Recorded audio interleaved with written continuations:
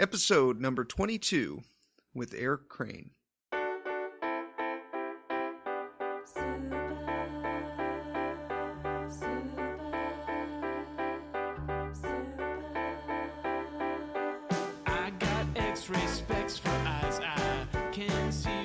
Welcome to the Heads Up Poker Podcast. This is Steve Barton. And Mike Snyderman.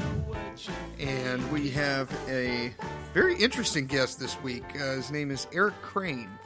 And you and he have bumped heads a little bit, haven't you, Mike? Who the hell is this guy? You said he's interesting, not me. I think he's a jackass. No, I'm kidding. No, a couple of the hands we've discussed here. He's well, first of all, he's a winning poker player. He's been a poker pro for a long time, so that alone makes him a good guess. But yeah, we've been banging heads quite a bit on Merge and the high roller and the super high roller, and you know he plays. We for some reason we seem to see each other quite a bit. Yeah. Yeah. And then we got in the little Twitter battle when he hit he had this two back-to-back ridiculous suck-out hands on me once where he shoved ace-6 on like a 4-5-5 board, and I had ace-5, and then he had runner flush. And then he had a one-outer on me on the river once for a straight flush when it was flush over flush, and he only had one out. And he needed something for the card for the straight flush. I think the 5 of diamonds hit. And then, when Joe LaPinta was on, we talked in great detail about the one hand where I was going to rep the flush if the river hit. And I said, this is the bad villain. He's never going to believe me here. And, you know. That was the 3-4 of spades, right? Yeah, I can't remember what crap I was playing there. But anyways, yeah, he looks like he's had a lot of success online and live. Some nice scores. Yeah. And just looks to I feel like he's going to be fun to talk to, but we shall see. Yeah, I watched a couple of YouTube videos on him getting interviewed by Quad Jackson. He seems like a character. So, okay. You did the research this time. Good. Yeah, well, you got the guest. I did the research. All I did is look at his face. Yeah, he had some good results on Hendon Mob. But apparently he's a big mixed game player. He plays horse and Omaha and all sorts of stuff. Okay.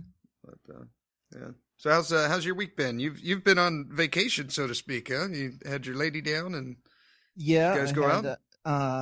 Well, Steve, I can turn anything into a debacle. You know that. Mm-hmm. So, yeah. Well, I took my son. We had a couple days up the coast. Drove all the way to Monterey. Oh, cool. Stopped in Big Sur and Point Lobos. So you know, a couple great spots and beautiful weather, and it was kind of fun. And yeah, but there's a reason we didn't get married. And it got pretty contentious and ugly, actually. Like we were just yelling at each other. My son was like putting his hands to his ears, like, "For God's sakes, can you stop it?" And I'm like, "Oh, you know."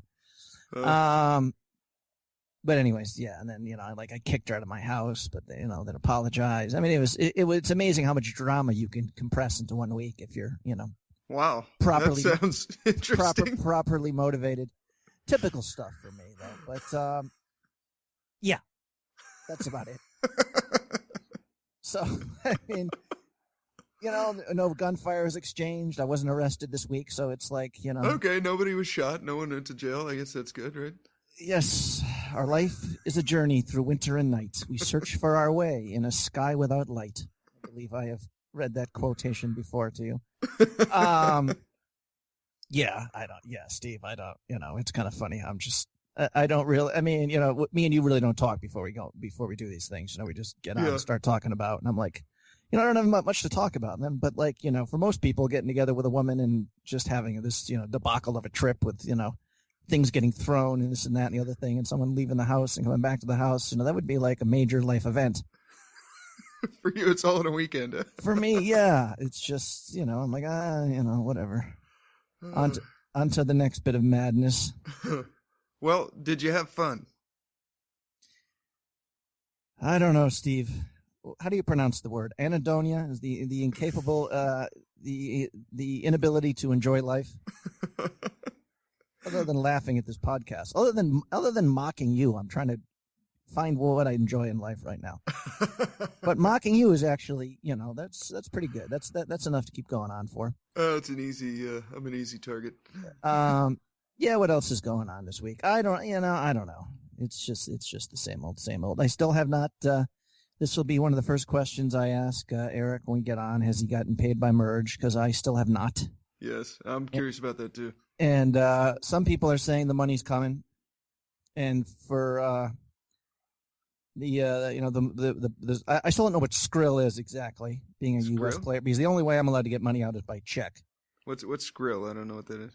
Skrill is like how a lot of the Mexican and the Canadian players can get the money out more via. It's kind of like, I guess it's similar to wire transfer, but you have like a Skrill account, probably like a PayPal account or something like that. Okay. I don't know exactly what it is, but the Skrill people not getting paid was considered like, oh wow, this company could be in trouble. Yeah. But now they're getting paid. It's just, most people are saying yes, they're going to get paid, but it's just, who knows? This could be the norm now. This could be every 8 or 9 weeks, and I'd like to have at least 1 week where I don't bitch about money. But like I said, I mean, even if the money doesn't come, I'm just in a horrible crisis. And even if the money comes like slowly, it's a problem. But whatever, we'll see what. I wonder, Mark Alioto, he plays almost exclusively on Merge. I wonder what he's doing. I think a lot of people, you get a big score in Merge and you just stop. Like I don't think Mark has played there the last few months since his nice score. Okay. I haven't seen him up there. Okay. Like I said, I know the one guy. I happened to run into him at the LAPC who had just won the big tournament. 32,000. Yeah. I said, man, how are you getting it off? He's like, oh, just hope to get it off in the next 12 months. Wow. So, because I messaged Mark a week or two ago. I was at the final table with some guy that I couldn't tell if he was a pro or if he was just kind of. And anyways, I messaged him. I said, hey, do you know who this guy is? And he said, no, I don't play on winning anymore. Or he said, I haven't played on winning in a long time. And that was just I think it was only a week or two ago. Maybe it could have been longer.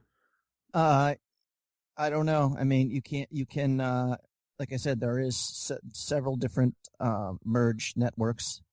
Like I was on Sportsbook for a while, but then they restricted the number of tables I could play. I could only play 2 tables. Oh, that's ridiculous. They do that to like some of the winning players. Even like I've heard a few of the best players actually get totally banned from the site, where you just can't play at all. They just recreational.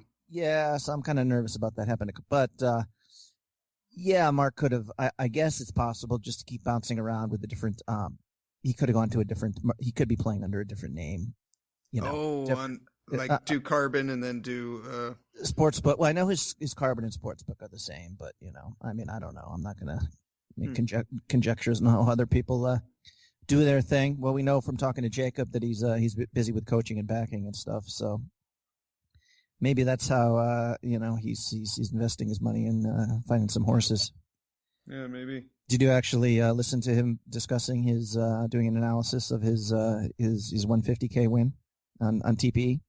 Oh, his last one where he went heads up with B. Kaiser? Yeah. Yeah, I'm on video 3. I think there's 5 or 6 of them. Yeah. I just finished video 3. I'm ready to start number 4. It's really good. It's So how are you? So did you do a lot of grinding last week, or what have you been playing? Last week has been kind of hectic. My wife's grandma died, and so I had to take her down to the airport that day, and that was a tough day. She was crying. I think being a man, I'm a little more logical, and as soon as I hear that, I'm like, okay, what do we need to do? First thing we need to do: buy plane tickets, get you on a flight down there. You can make the funeral if you leave tonight. And she was back and forth. And finally, I convinced her, yes, you need to go. And then so we got her on a plane that day. And then I've been working a lot, but I did get some grinding time in. I played probably 20 hours or so this week, and which is a lot for me. And I had a little nice score after 20 hours. I think I'm up a few $100, not a whole lot, but just adding to the bankroll. So it was good. Well, I mean, this Sunday you're going to play the 100K for $200 or what? I mean, when do you jump up and take a shot at one of the bigger tournaments? Well, right now my bankroll is on winning is what is it? $1,100, and so I think I'll still stick with the 30s. Sometimes I did play a 50 the other day. I broke my own rule, but I ended up getting like third in it, so that was cool. And I was talking to Jacob about that, and he said, you should look at your bankroll as the money that you also have in your poker account in the bank, because in my poker account in like a physical bank, Wells Fargo, I've got almost $4,000. So if you add the two together, I've got like 55. No, maybe not quite that. Maybe 5. And so maybe I should be playing the $50 ones. Maybe I'm kind of limiting myself actually now that I think about it, because I don't really play live anymore. I'm just grinding online. Right. So I probably should step up a little bit. Well, it's not like you're in a hurry like me to have that $10,000 entry into the main event. You're taking a more long-term approach to poker here, so. Yeah, my goal is 5 years. That's when I want to transition. Okay, so yeah, with all the problems I had, I'm not going to mock you for being a chicken shit candy ass guy who just plays low stakes. That would be unfair and judgmental, and yeah, maybe I will do that. Maybe I'll start playing, well, at least 40s and below.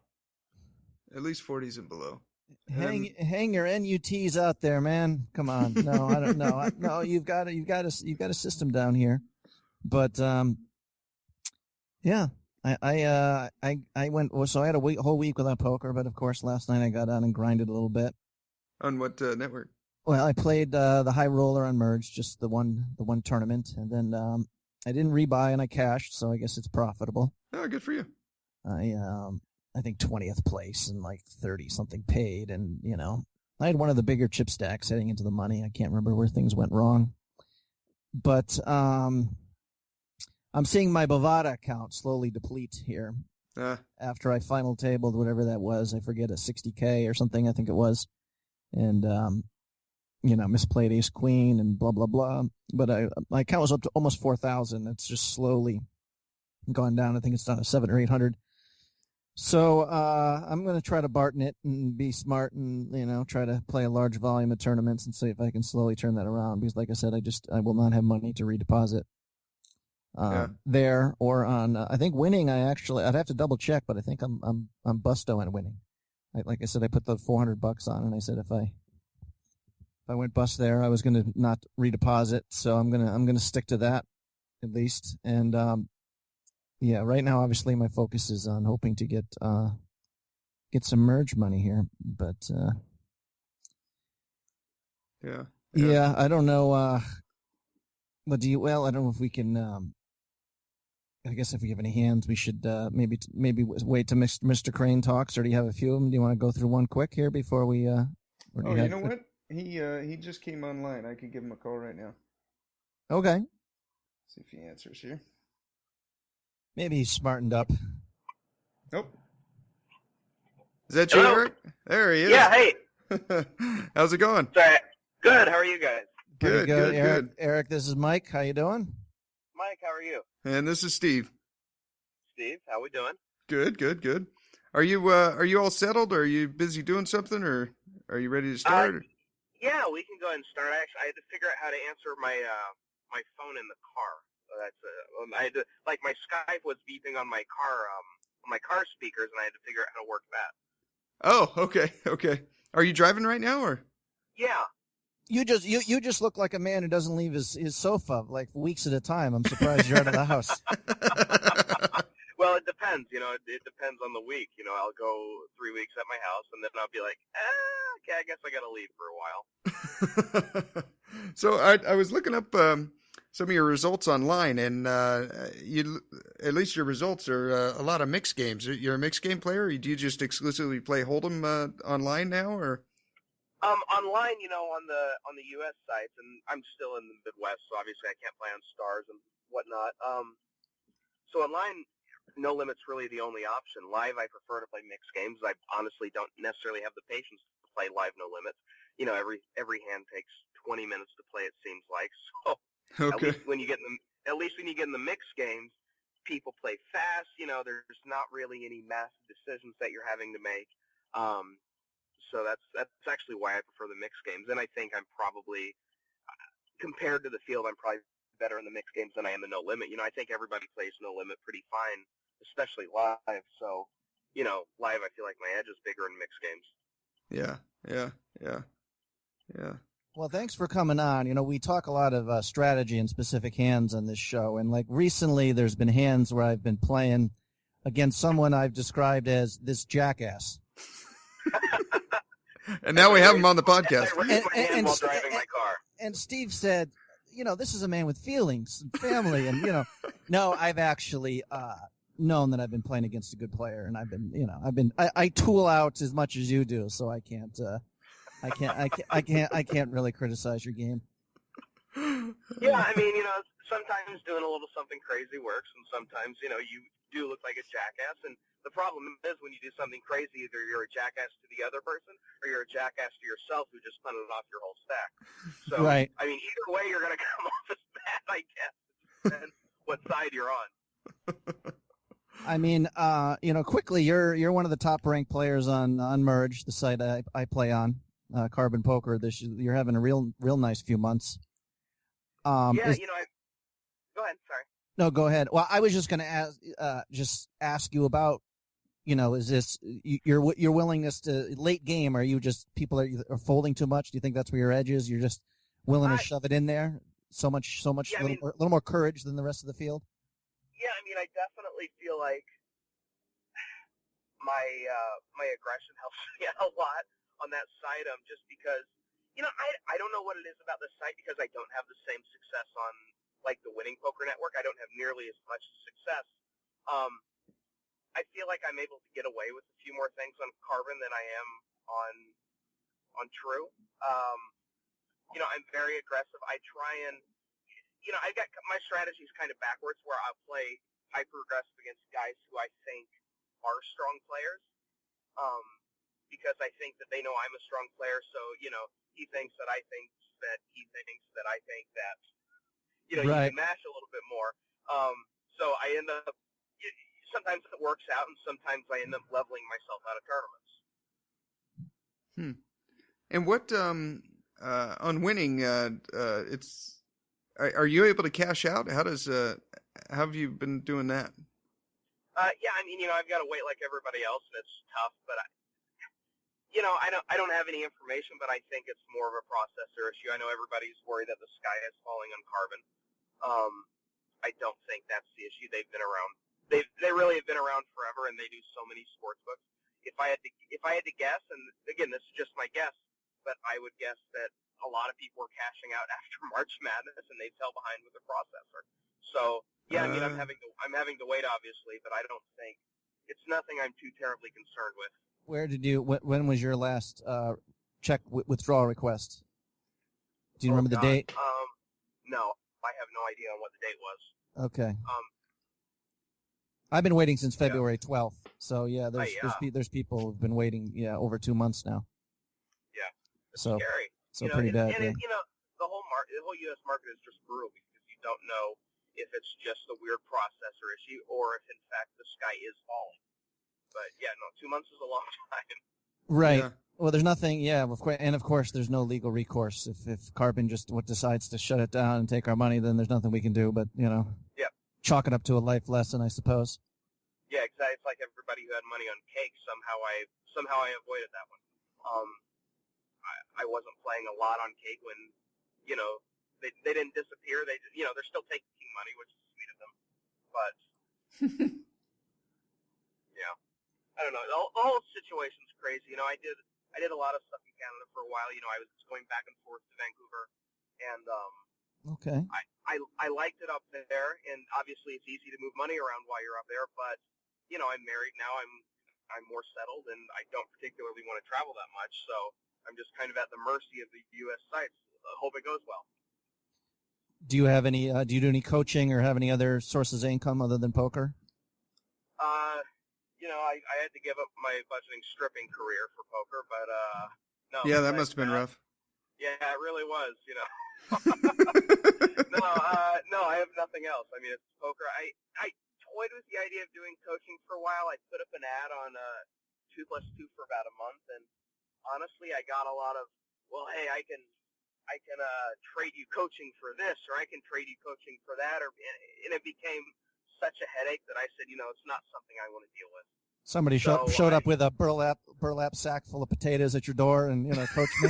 yeah. I mean, it's just unbelievable, man. Like, you put up the coaching. I do well in cash. I am having a good tournament year, but I play mostly cash. I play a couple tournaments a night just when my cash games are slow. Okay. Okay. Well, that would make sense. Yeah. So, I had some people who wanted to do tournament coaching too, and it turned into a much bigger hassle than it was. But if everybody ends up not getting paid, I guess I'll have to go somewhere. So. Right. Yeah. I'm on your Twitter page, and I'm looking at your little avatar. You got your little picture taken there. Are you one of those guys? I was going to say, are you one of those guys that's just so good looking? You're walking down the street and women are stopping you, saying, "Can I paint you, sir?" Well, again, that's usually during the stripping career, but okay, yeah, right. I take what I can get. No, that was actually I had a very small sponsorship deal with a site called liveace.com, which I still think I think they failed because of lack of advertising money, and they might have been 5 years too late to the game, but they had a thing where it was basically play money where you could win small amounts of real money, and I actually loved the business model, but again, it didn't work out. So that's where that came from. That avatar was my little avatar on the site. So yeah, I just left that up there. I go, maybe I should change it. I haven't touched it in a while. No, it's fine. So you've been obviously, I checked out your Hendon too. You've been, are you a moneymaker boom? I mean, you were there in 2005, obviously, right after the year after Moneymaker. Is that what brought you into poker, or even beforehand? Yeah, no. It was definitely I was a moneymaker baby boomer. I was going to school just like every other kid, and I started playing poker, and next thing you know, I was majoring in poker instead of speech communication. So then I started doing well in poker. I was playing a lot of limit hold'em back in the day on Poker Stars and Absolute Poker.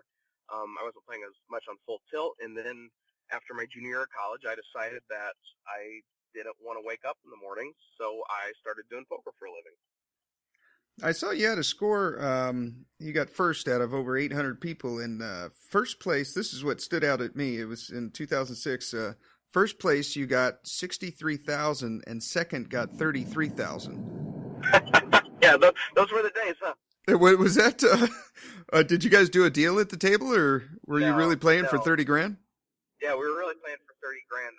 At the time, I was playing huge. I was, that's when I was, I guess I was 21 at the time, and I didn't really understand the value of money. I was a regular in the 1K, 2K, 08 games on Full Tilt. And so, no, I had no interest in doing a deal because I was playing huge every day. But I hate deals. I really do, especially live, because just my nature is I don't trust people.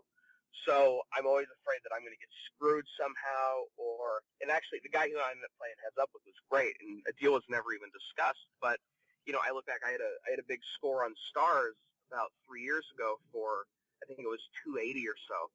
And we looked at numbers, and the other guy who was playing three-handed was a pro, and then another guy wasn't a pro, and he wanted more money, and I said, no, we're just not going to do a deal. I hate doing deals anyway, so I ended up playing the other guy, not the other pro, but I ended up playing the other guy heads up for 100 and some odd thousand. Wow. Yeah, but I got confidence in my game, especially heads up. I play heads up for a living. I don't particularly like giving up an edge, even if the variance is huge, which can cause some big swings, of course, but that's just how I like to operate. You're a heads up specialist? Heads up 08 mostly. Yeah, I do. I don't play a lot of heads up no limit. I'm not very good at big bet heads up cash online. Tournaments is different because you're a little bit more shallow, so I can do, my stupid things don't come off quite as stupid, I guess. But I play mostly heads up, limit, Omaha, high low, and it's been good.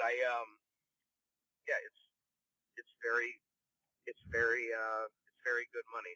So for a lot of people who came with Moneymaker, it was almost all no limit hold'em fanatics. It looks like you got the bug for the mixed games pretty soon into it. Just You started Yeah, studying. You it, started studying them, and they were just more interesting because. When I was coming up, I was 20, 21, I was actually playing a lot of Limit Hold'em. I'd play no limit tournaments, but cash games I preferred Limit because, as you know, I tend to do some things in no limit that can blow up in my face. So, I found that in the no limit cash, I was risking too much in really bad spots. And in tournaments, you do that, obviously you can't reload, but you're not losing multiple buy-ins.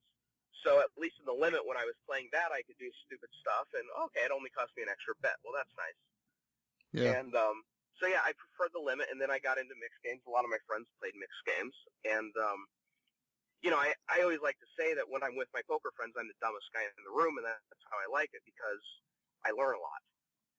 So I'd hang out with Scott Bowman, Brett Ritchie, Tom Coral, John DiAgostino, and that whole crew who are all limit guys, and we've all lived together at one point or another during the World Series, and, I've gotten a lot of knowledge from them, and it's kind of worked out because now I prefer the mixed games. I prefer, when I'm at the World Series, I prefer the 5 p.m. starts.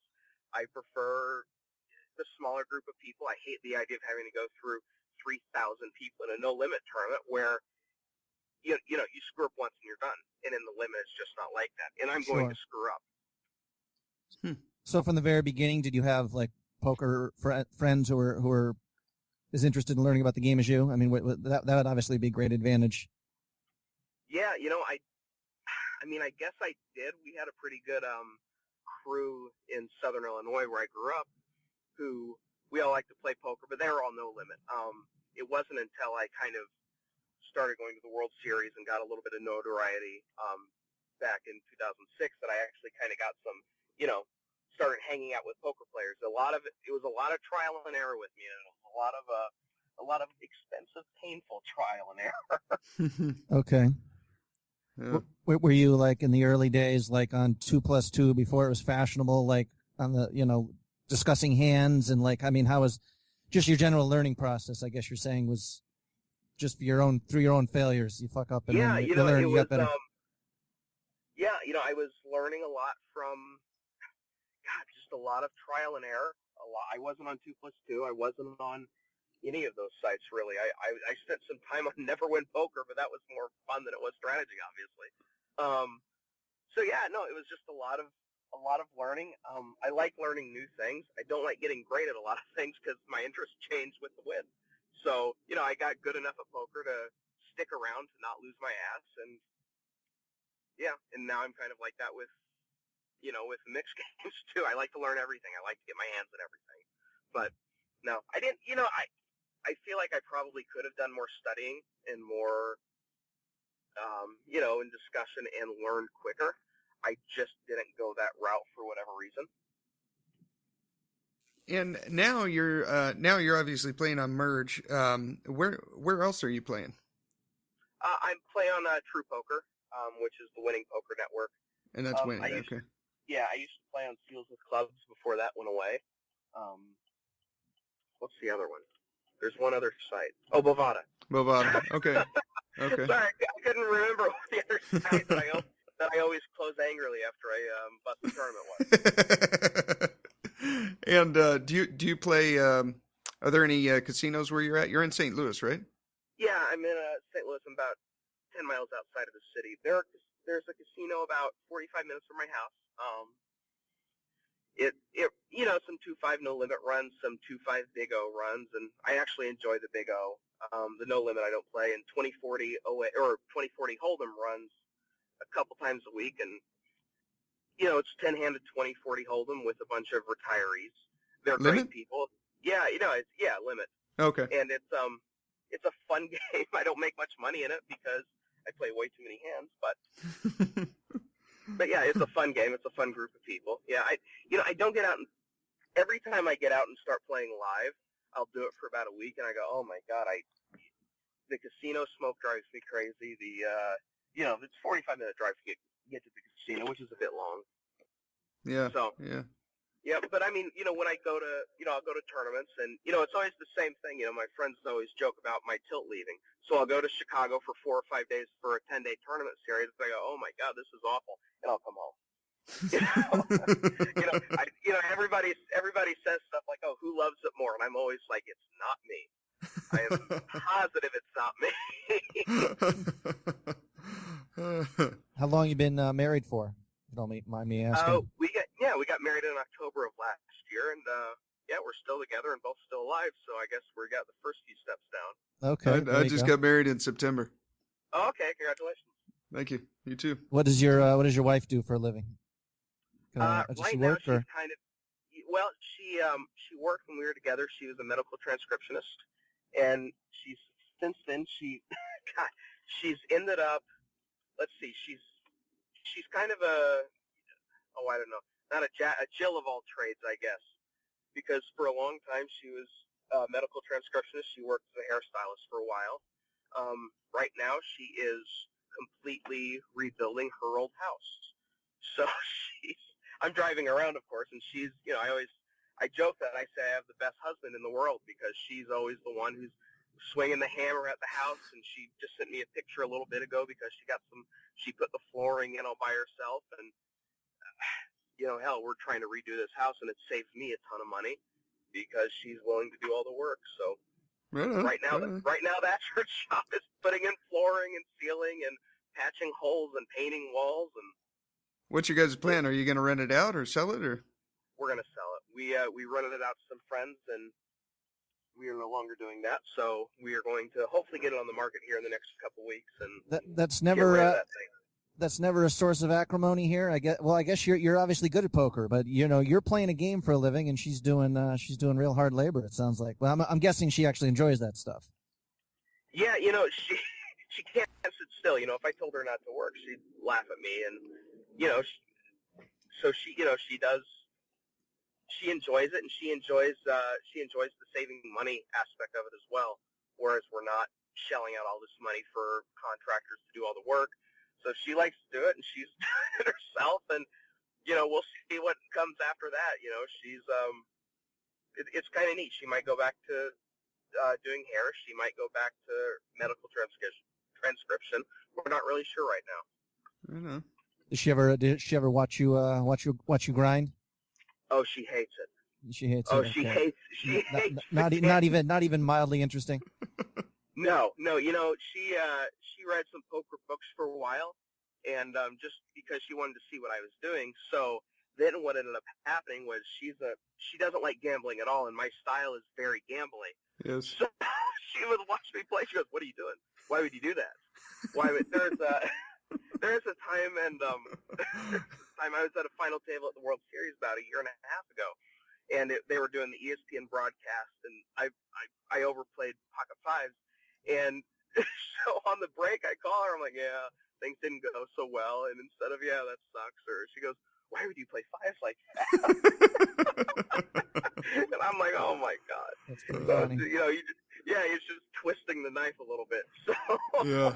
My wife feels the same way. She's not a gambler at all, and I bought her into a $40 poker tournament just to try to get her feet wet, and see if I could get her into it. And the whole time she was playing, she's just like, "Man, I could have bought a purse with this. I could have done this. I could have done that."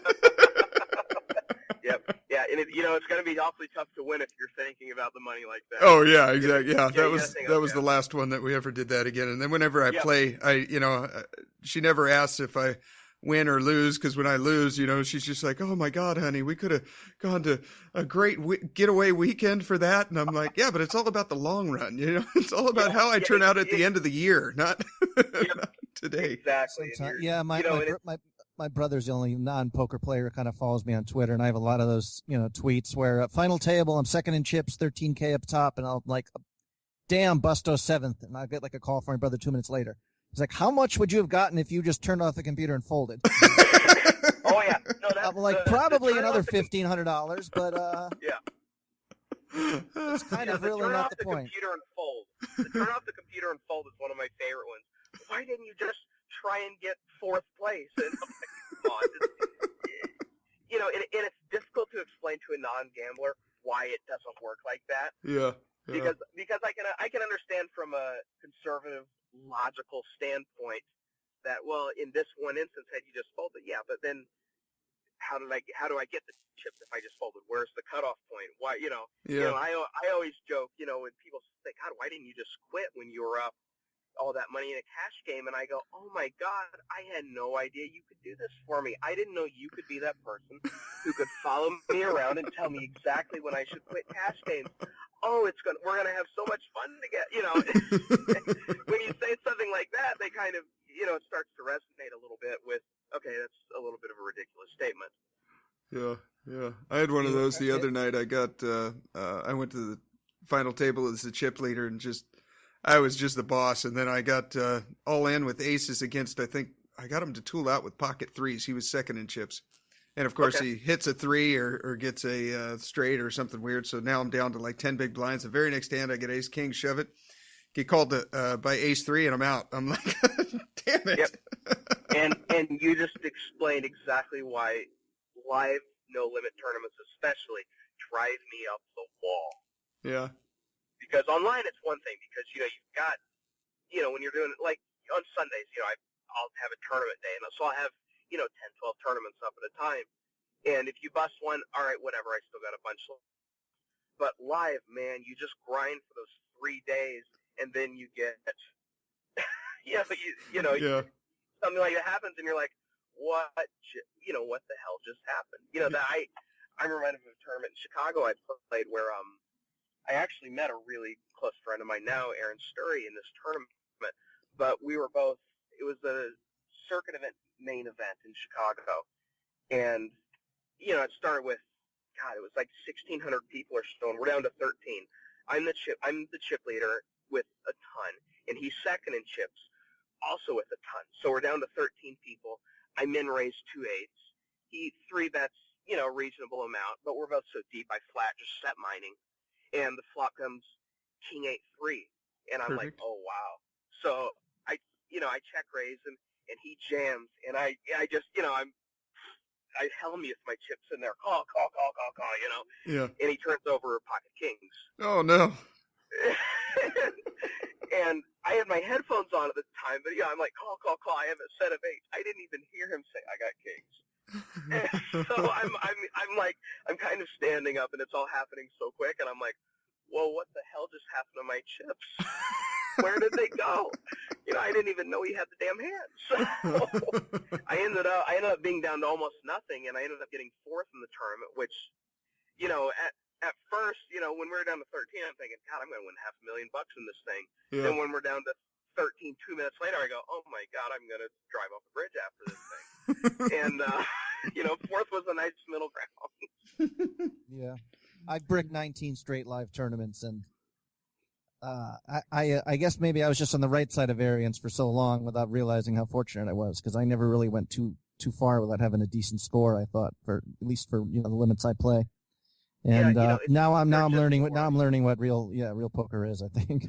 I 2 years ago at the series, I played I think I played 9 tournaments, and I had 2 final tables, and I think I had another cash in there. Last year at the series, I played 17 tournaments, and I had 0 cashes. Wow. So I always joke in No Limit. I say, well, so how do you win this No Limit tournament? I go, well, I won a flip, so now I'm a great player again. And that's how it feels so often, Sure. in these live No Limit. I got my ace. I got in with queens against ace king. He missed. Look how good I am. Yeah. Yeah. So you'll be in Vegas again this summer, I assume, though, playing. I think I'm skipping this year. Okay. Yeah, I think I'm leaning towards skipping it. I don't necessarily enjoy the live tournaments that much. I really don't, and I haven't taken a summer off. Just kind of hanging out for a summer, spending time at home, and everybody says, yeah, right, I'll see you on June 3rd. And that might happen. But at this point, I'm really leaning towards skipping it. Okay. What's your bankroll management like? What percentage of your grab the wife's checkbook when she's not looking? Yeah. Every single close friend of mine who listened to this podcast just started laughing and said, "Oh God, what is he going to say?" Okay, this should be interesting. It's terrible. I mean, I've gone through $1 million bankroll twice in my life. Wow. Yeah, both in unison. Wow. Yeah, I know. Yeah, it's just I talk about, well, I like to gamble in these high variance spots if I've got a good spot, and obviously it doesn't always work out, and obviously I'm not always in the best spot. I'd like to think I've calmed down. Getting married and actually getting engaged calmed me down a lot. Because it's one thing when you're busting yourself with that much money. When you're busting somebody you care about with that much money too, it really stings on a number of levels. So actually, since I've gotten married and engaged, really, that's helped out a lot with it. Is there a perverse pride because I've got a very gambly style too, I guess. Yeah. And like to be able to obviously burn through a $1 million bankroll twice shows that you've got great skill. But is it also? I mean, I remember once being like the chip leader with like 26 to go in the high roller and only 25 got paid, and somehow bubbling the thing. And I'm like, you goddamn pussies! Don't you understand how to play the game? You know what I mean?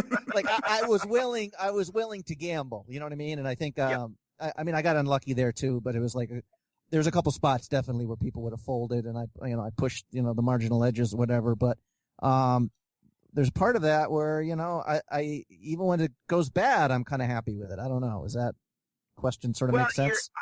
I understand that. Where like, yeah, well, I lost, but I went down in flames, baby. Yeah, no, I definitely understand that way of thinking. I'm not sure it's necessarily healthy, but I understand it. Right. Okay. And yeah. I mean, the first time I shot off the $1 million,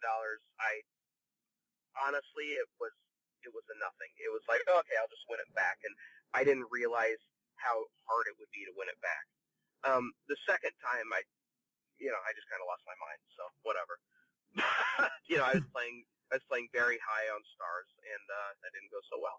So, but I can honestly say very confidently, when I have that score again, and when I get that $1 million bankroll again, and it's not a matter of if, it's a matter of when. I genuinely feel that way. I won't shoot it off. I'll give it all to my wife, and she'll go shopping and she'll shoot it off. No, she'll blow it on hats. Yeah, no, I'm definitely kidding there. She is so conservative with money, and it's rubbed off on me a little bit. Playing on the American, maybe playing on the American sites rather than being in Canada half the time is good for you in that respect, where you really got to grind hard to probably pay rent. I mean, not having 400, 800 available to me day in and day out is actually a good thing. Yeah. Steve, do you have any hands for our poker player to discuss here? We usually. I do. Let me pull it up right here. Okay. I'm too proud to say I'm looking for this man's advice. I'm just listening here. Crazy's kind of crazy, But on a general actually level here, one of the things that we want to do this show is like I've been like a winning player for a couple years, but like what's the difference between like like my goal is to like if I've been like 20 to 25% ROI for a few years online. Like, what are the 50% guys doing that I'm not doing? Like, you're that next level of players, not just a winning. Honestly, I think they're probably. I think a lot of people struggle with the end game because a lot of people, especially new players, they just haven't been there that often. You see a guy like Mark Aliotto, for instance. He comes from a sit and go background, so he's almost got the end game down, and he's had some success at final tables. I've been around so damn long now that I've got, there's no situation that I haven't seen, especially going deep in a tournament, and the pressure doesn't get to me.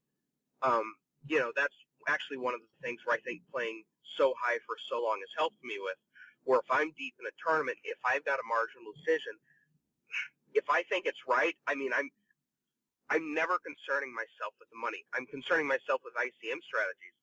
But I'm never concerning myself with the actual dollars won or lost. Oh, if I fold here, I can move up $2,000. I mean, that's never on your mind. No, never. Okay. Never. And for whatever reason, I don't know if I'm just not wired like that. It never has been. Even when I was 20 playing, it wasn't like well, if I can move up here, I can get an extra $30 or something. it was just never something that entered my mind. I've always wanted to be good at the game, and if you do that, the money will come. Yeah. Okay. That's good advice.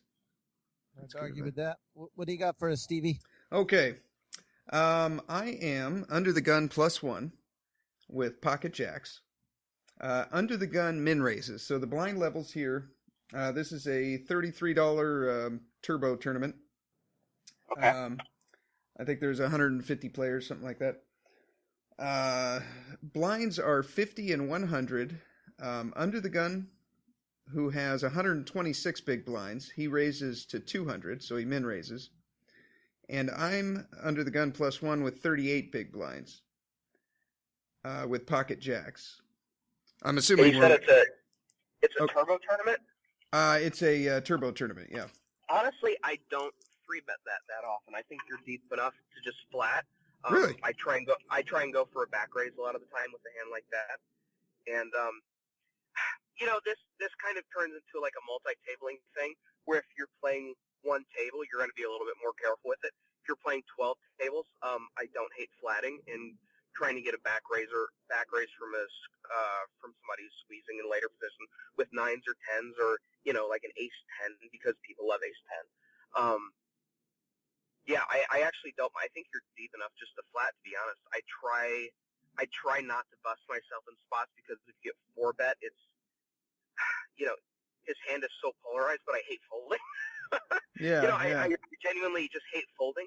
I think you can get it in against some weaker spots if you just flat there. Plus, you have an issue where, or not an issue, but you have a advantage where if the flop comes like 7-6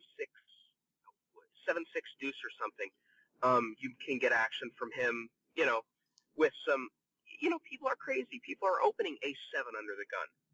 Yeah. So you can get action a little bit lighter, honestly, because they're thinking, okay, well, he's just trying to make a play on that flop. I think your hand is disguised a lot more, and you can kind of stay out of some trouble spots. And you're deep enough to where there's no need to get it in that deep with 2 jacks. Again, I don't mind it as a back raise, because if you 3-bet there, and you're either going to pick it up right there with the best hand, or you're going to get barreled by the worst hand, but it's still really hard to get away from. If I was better at getting away from hands, maybe I would 3-bet both. But it's internet poker in a $33 turbo. I'm not 3-betting and folding jacks. But I think there are kind of different ways to play it. If you had the HUD on the guy and you saw that he was opening, really wide early position, like you said, ace-7, like he's opening 20 to 25% of EP, would that increase the chance you want a 3-bet, or is that you even like flatting there more because he's got so many crap hands you don't want to chase out? That would actually make me want to flat there more. Okay. I probably flat in these tournaments a lot more than a lot of people do, because, and I think this kind of comes from my limit hold'em background, is that I'm really comfortable playing post-flop. I mean, I'm really comfortable playing post-flop, even if I'm going to do something stupid. I feel like the majority of the time I'm going to outplay somebody and make the better decision post-flop rather than pre-flop, where I'm flipping a lot of times. I will say this about the HUD. I've never used the HUD. Oh, really? Yeah, I feel I'm probably one of the only online tournament grinders who doesn't use the HUD, and I've had some people say, "Oh, set one up for your," and I'm, I don't like change. I still eat the same foods I ate when I was 5. I've never used the HUD, and I don't particularly want to start now. And I understand that I'm probably giving up some edge, but at the same time, I think some of my edge comes from not using HUD, because I feel like I have really strong instincts. So I think if I just went to a straight HUD strategy, and I will say, not never. I tried it for a week once and I hated it. Because I found myself getting away from my instincts and going, well, the numbers say to do this, so I'm going to do this. And I know a lot of online players, especially younger players now, mock, oh, he's a feel player, which I get. I understand why that would be really funny and absurd to hear, especially to people who have used the HUD. For me, who has never used the HUD, I don't know. I would think for the Sunday grind, especially if you're playing 10 or 12 tournaments, that'd be the one time where I'm like, I really think the HUD is advantageous. But you've obviously Got your. So what was your diet at age 5? Is this the key to your slender stripper physique here? Was it bologna and peanut butter sandwiches? You've stuck with that for the years, and that's the key to your good health? Yeah, I mean, the words peanut butter and jelly are very prevalent in my vocabulary. It's the best, man. But actually, I'm actually working with for about the last year. I'm gonna give a guy I know some free advertisement because he's been the best thing that's ever happened in my poker career, aside from getting engaged and married. I work with a mental coach now. It's a hypnotherapy thing. Elliot Rowe? Elliot Rowe, yes. We had him on the podcast. Oh, really? Yeah. Awesome guy. I love it. I listen to his tapes before I play. Oh, yeah. No, Elliot, no bullshit. Best thing that's ever happened to me from my career standpoint. Right on. And, right on. we've been working together since, I guess it was December about 2 years ago, December. So what's that now, like 17 months? I still have at least one session with him a month. A lot of times more sessions. And, it's been spectacular. So. Right on. Just what do you think why are you better now than you were 2 years ago? Your concentration level, less tilty, just more relaxed? Yes, on all three of those things. I'm not punching off nearly as many stacks as I used to. I still punch off some every now and then. I'm not tilting. I used to have really bad tilt issues, and some in the chat, not as often as I've gotten older, but just where I would be in 12 tournaments and I'd take a beat on one, and next thing I know I would be in 2 tournaments because I punted off stacks and everything. And that has, by and large, gone away. That's great that you guys had him on the podcast. I had no idea. Yeah. It was good. Yeah. At one point, it was funny. It was talking about. I mean, I've dusted off a pretty good. Well, for me, different money than you've had. Pretty good bankroll playing cash games. Yeah. I'm just talking about how, I just can't fold. And he's right. He's like, well, if you fold properly, you've won the hand. You've denied your opponent equity. And both Steve and I were like, there's like 3 second pregnant pause. You're like, you can win by folding? That doesn't really make any sense. Yeah, that doesn't make sense. Yep. Exactly, and it spins the same. His voice is very. That's interesting. Is very hypnotic too, though. He's got the very soft voice. Like if he said, he's got the soft British voice, and it's if he said, I think you should rob a bank today and then jump off a bridge after sending me the money. Somehow it just sounded like a good idea. Yeah. Yeah. No, absolutely, I agree. But it's funny. You were talking about like the diet and stuff. That's actually something he and I are working on now with me not having as much peanut butter or jelly. So yeah, that's kind of the next step. And he likes to tell me a lot. All of his clients who play high stakes and who win at high stakes, they all have a very regimented diet. They all are very in shape, and they are all very focused on that. So that's, for me, that's the next step. You were like, they have vegetables at the grocery store? I thought I had to go to the vegetable store. Well, I always say the only thing green I eat are, Mountain Dew and Skittles. But, yeah. We're going to try and mix a few things into there here pretty soon. Right so what'd you do with the jacks, Steve? Is it the jacks? Did you? Oh yes, did you okay. Flats, Strategy or hand. Did you raise? Well, I did the opposite. I raised. He made it 200. I 3-bet to 666, and then at that point it folds around to the big blind, who shoves for 70 big blinds. Mm.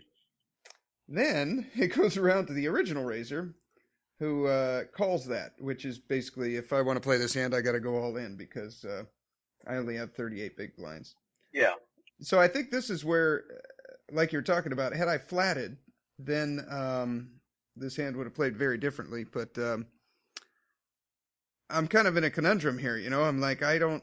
Why would raising might have saved you a lot of money if here too? Yep. I guess if they both got monster hands, but.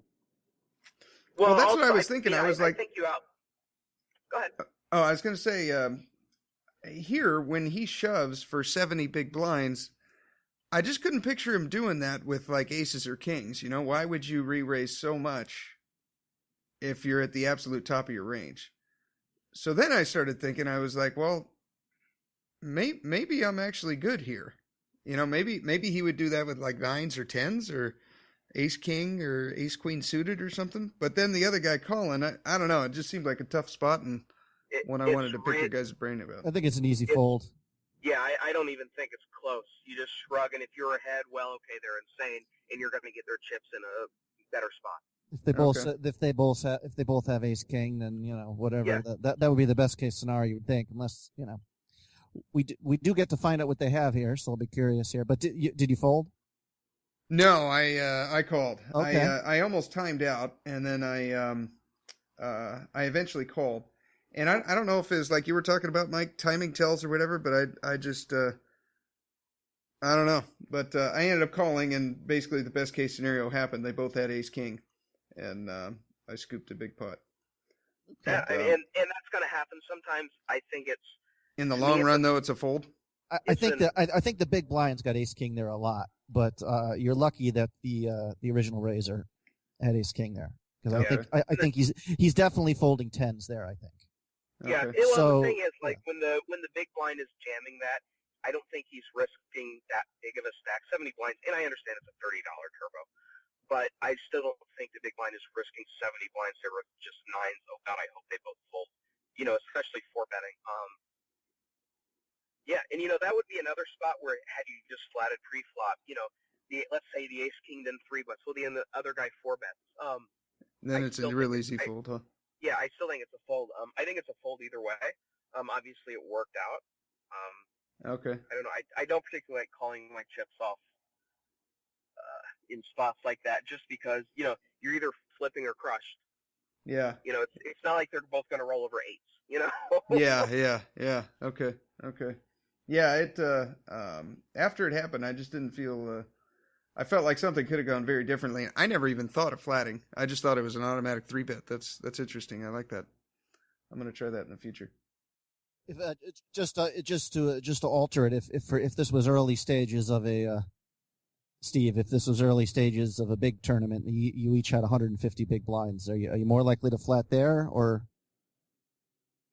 No. Me? Well, both of you. I'm just I'm just curious. We already know that you like to flat just to get post flop advantage. Yeah. But I'm surprised, Steve, that you just automatically 3-bet there. But like, you don't remember his? Do you have? This was WPN. Did you have HUD stats on him? Do you know how often he's opening? Yeah, I had. Let's see. The big blind had after 87 hands, he's 32-16, 3-bet 3.3, and the other guy, the under the gun, he had after 92 hands, he was 17-9 with 0% 3-bet. So that makes it look like even more of a fold. Yeah, I would say so. And I will say this about HUDs. I think there is so much randomness involved in them. Because you're dealing with such a small sample size with just 100 hands. Yeah. And I understand a lot of people swear by this, but let's say he had a rush of cards for 10 hands. Yeah, that could totally skew it. Yeah, then all of a sudden your HUD is. Yeah, I think the HUD's hurting you at that point. I really do. Now, if you're playing these tournaments, and like on Merge, I actually think Merge is a site, especially if you're playing the higher buy-ins, where a HUD would be helpful because you're playing the same guys so often. But in a $33 tournament where you're almost never going to have hands with the other guy, God, I think it can just hurt you. Because if it's a hyper-aggressive player, obviously he's going to play the cards no matter what it is. But if it's a tight player who happens to have been dealt ace-king, aces-kings, whatever, a bunch of times, then it's going to be really skewed in a way that really hurts your decision-making. Yeah. Right. Yeah. Although I got to say, even on Merge, a lot of the stats, I have like 3,000 hands on a bunch of these guys, and they're almost indistinguishable. They're all kind of, 18, 12, 7% 3-bet. They're all pretty, a lot of tags who are pretty balanced. Mm-hmm. Nobody's folding the 3-bets 85% of the time and kind of stuff, or no one's c-betting 90% of the time. So it's kind of, to be a game flow person would probably be, it'd be a bigger edge than but the HUD still, I'm still pro HUD, but. Yeah. I'm the only one who's Yeah. and as we've already discussed earlier, I'm always the dumb guy in the room. So, I mean, what does that tell you? Well, on the training site that me and Steve, Tournament Poker Edge, that we always watch, is their big star, Casey Jarza back there, does not believe in the HUD either. Yeah. You know, somebody else had told me that. I was talking about HUD stuff with somebody else. He goes, I don't think Casey uses the HUD either. I go, oh my God, somebody else finally. And yeah, I've actually talked with him about doing a few videos here recently. We talked about doing when I won the Merge Super High Roller a couple weeks ago. We talked about doing when I won the Merge 200 horse like a month and a half ago, and I don't know, I might do some videos for them. I'm not sure. Right on. Cool. Well, that would be pretty cool. Yeah, that'd be pretty sweet. Do you remember any of the hands from the Super High Roller you won by any chance, or? Oh God. If you don't, I guess that's old news. It was a whole week and a half ago, you know. Okay. As you, I don't know where are you ranked on the Merge? We had Mark Alioto actually on like a month ago, and he was talking about how last year he was really obsessed with Shark Scope, of wanting to be the number one guy at the end of the year. I mean, right now it sounds like you don't grind the volume that a lot of guys do. So I don't know, but that's something that would be, viable if you really want to go for it. You're up there pretty high right now. Am I? I'm not even sure. You don't even follow that stuff, do you? Okay. No, I know I logged into Pocket Fives for the first time in a while, and I saw I was like the number 2 ranked player in the USA, and I had no clue. Wow. That's awesome. Yeah, and I've posted on there maybe 3 times, and I created a profile and I got my accounts on there and whatnot, but I'm never on there. I don't know. I don't think it's necessarily good for me to be that concerned. I don't know. Somehow I'm the number 1 ranked player in the state of California. I think that's just amongst people who are signed up for Pocket Fives. I guess. Who are on Pocket Fives, yeah. Yeah, but that was a source of pride for me. I just logged on to official poker rankings here, whatever this site is, and you're 5th of 17,000 players ranking here. So you could go for the big brass ring, but it's I guess, like I said, it's meaningless if cash games is what your bread and butter is. Yeah, and to be honest, tournaments drive me crazy. So you run bad for a week in tournaments and you're just miserable. At least in cash games, I mean, I'm getting a pretty steady income there. So right. But the tournaments have a certain thrill too. I mean, when you shove ace-6 and a guy has trips and you get run and run, when you're 1.5% to win and you pull out, doesn't that give you a jolt of glee that you don't really get in the cash games? I'm not gonna lie, I can't believe it was 50 minutes before you brought that up.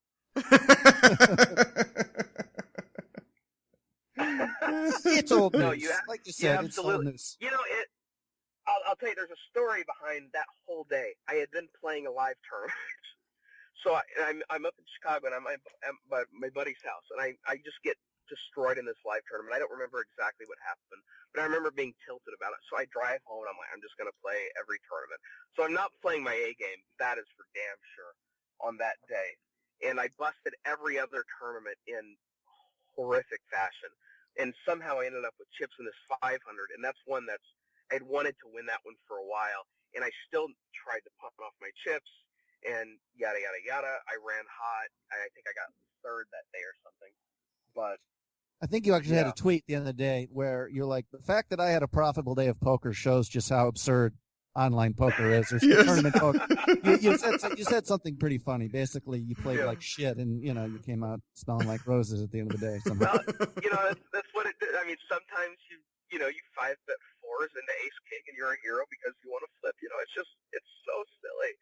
It really is. Tournaments are crazy, and I understand in the long run, the good players are gonna win, which also proves why it's so dumb that I'm so highly ranked because, I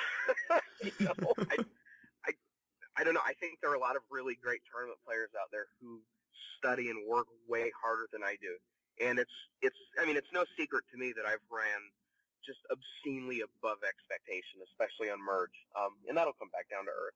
And I'll complain about it when it does, but logically I will know that, all good things must come to an end, and you can't just, final table a Sunday major every Sunday on one site. But tournaments are crazy, How many hours a week on average do you grind? Cash games, I'm probably about 35 to 40 hours. Okay. And then I'll have a tournament up. God, if it's 10-20 and I have nothing going on and I feel like playing a tournament, I'll jump in the Merge 200. Sundays I'm playing tournaments every day, or every chance I get, obviously. Besides that, I mean, I'll get in a few here and there. That my normal day is just going and sitting in my cash games and just kind of hanging out, Okay. And you play the cash on Merge? Is that what you? Yeah, I play 2040 08. Okay. There are a couple people who sit there. There are only a couple guys on the site who I won't play Okay. because they play good. I Yeah. prefer to play against people who are worse than I am, and that's one thing I've gotten good at, is being realistic about my skills. Where I'm not. Oh, yeah, of course I can beat 400, 800. No, you can't. So now if I see a guy who's better than me, I say, look, man, I'm not going to play you, and for the most part, they respect that.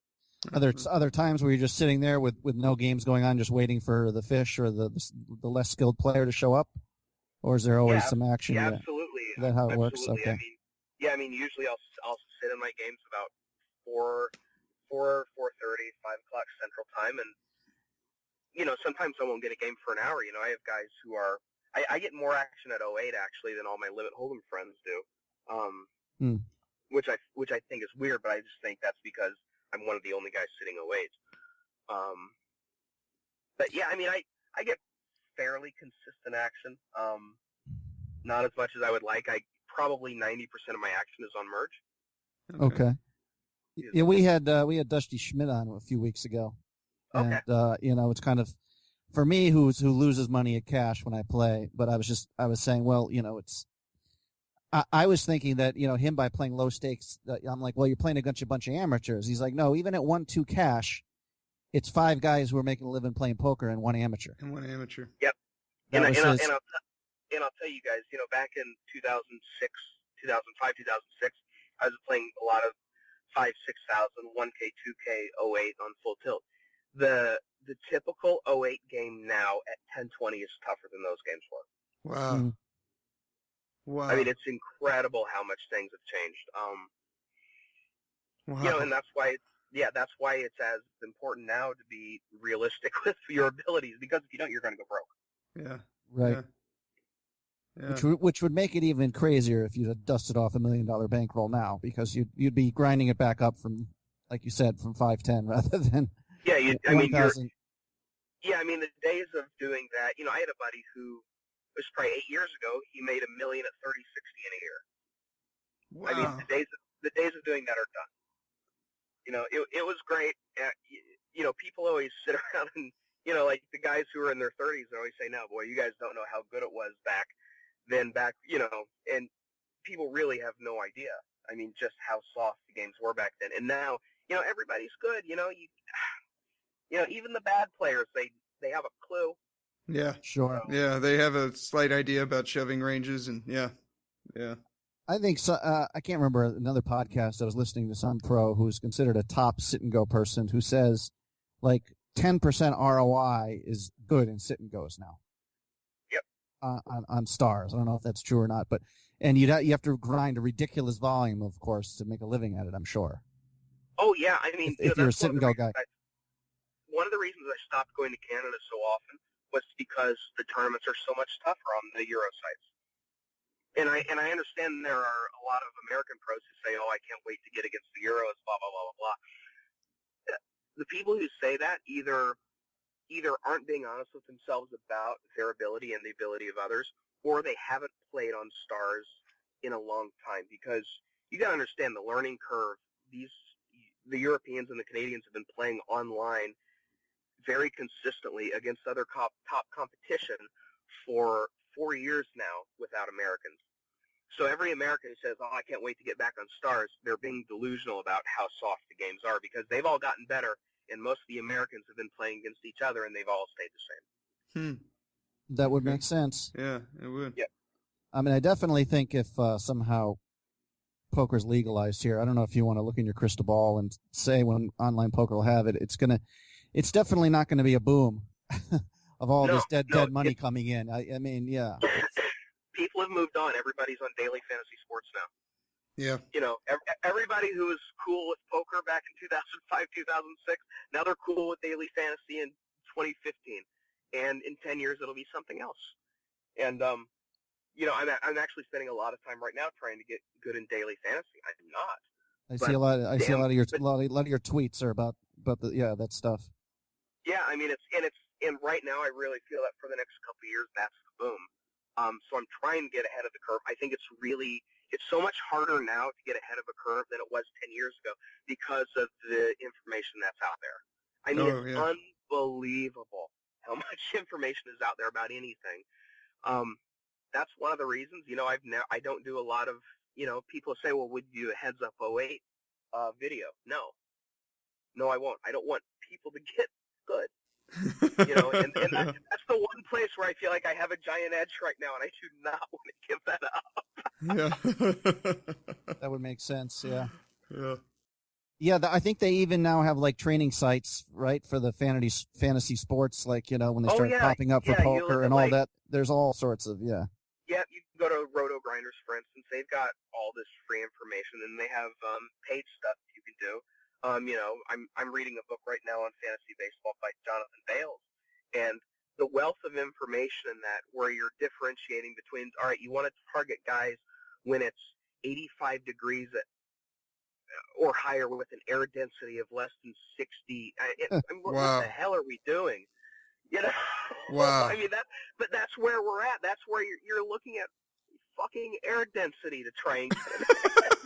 Right. I mean, it's unbelievable. Like, all the stuff that's out there. I mean, the information age is great, but God, it makes making a living off stuff of incomplete information a lot tougher.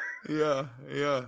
Yeah, I think I was. I already talked about it in the show once. I was the Millionaire Maker. I was sitting next to Jonathan Tamayo, who made it. He had a couple big scores, including going deep in the main event. And I was asking about poker, and he's like, "Well, I'm doing basically just a fantasy sports thing." And he said, he says there are edges to be had. Like, they're just in poker, they're just really marginal, and here they're still marginal, but he said, but it's interesting, it's like the same thing with poker. It's not, he says, it's the super nerds who are doing well at it. It's guys, like you said, who are looking at air temperature. Like, it's not like there's guys who've watched every single football game for the last 20 years who are just terrible at daily sports because they don't realize that really doesn't mean jack shit. It's about getting behind your computer and doing your research and all that sort of thing. Yep, and just wait until it's all, I'm sure people are out there now with computer programs that are automated, that are telling, all right, here's the prices of everything, here's the probabilities, here's your perfect lineup, go. I know there are some stuff like that out there for basketball. It's not great yet, and it's never going to be perfect, but God, if it's not going to be close. And when that happens, that just sucks. That just sucks the fun out of it too. Never mind the money. I mean, it's like Yeah, I mean, it's unbelievable. I today I woke up at 10 o'clock to look at the air density in the afternoon at baseball games. I mean, what am I doing? It just gets to a point where you go, okay, I got to find the next thing now, and who knows what that'll be. But I don't know. I enjoy it. It's fun. I have fun with daily fantasy. But poker's great. Poker's my job, and I've got a really good job, and I enjoy my job a lot of the time. Fantasy's got a lot of my passion right now. I pay for my fantasy habit with my poker. But, eventually I want to get very good at fantasy, and that might be profitable for another couple of years, and then you move on to the next thing. When you're a pro gambler, when you don't have a job, you look for where the value is. Yeah, where the edges are. Yeah. And it's, 5 years ago, who would have thought that the next value would have been daily fantasy sports? I mean, that just would have been unheard of. And I'm sure now there's going to be something in 5 years that's going to be the next thing of great value, and I'll have to work hard to get good at that too. Yeah. Interesting. The funny thing is, we started this podcast to offer for selfish reasons, to offer encouragement to get better at poker, and every time we talk to a poker pro, I just want to give up on the game because all they talk about is how it gets tougher and tougher, and it's impossible to beat the goddamn games. And the ones who are absolutely. You mentioned Mark Aliotta. I mean, we had a great interview with him, and he just works ridiculously hard on his game. It's incredible. These people who, I play 40 hours a week, but I study 20 hours a week. What are we? I mean, I can honestly say I don't think I've studied hands probably since I was 21. Wow. I mean, I don't have the drive for that. You know, who loves it more? Not Eric Crain. That's who. That's for damn sure. But I look for what I am good at is I'm good at finding value. I'm good at I've got some buddies who are a lot smarter than me who basically beaten that into my head. It's that you don't have to be a superstar. You don't have to be the best. You just have to be better than the guy who's going to give you enough money to sustain your lifestyle. Yeah. Yeah. Huh. So, Steve, you got one more hand here, or I do. Before we send Eric on his way, if he's willing. This is let's see. Okay. Same level. It's just I think it's only 2 or 3 hands later. So you got all the chips now. I got all the chips. Yeah, I got 114 big blinds. I'm a rock star now after my great call with the Jacks. And if you can somehow guess what Steve does, we're going to send you 1 year supply of peanut butter and fluff. I'm going to guess bust. Okay. Oh dear, he's actually taking us up on that. Steve, you're in charge of the financials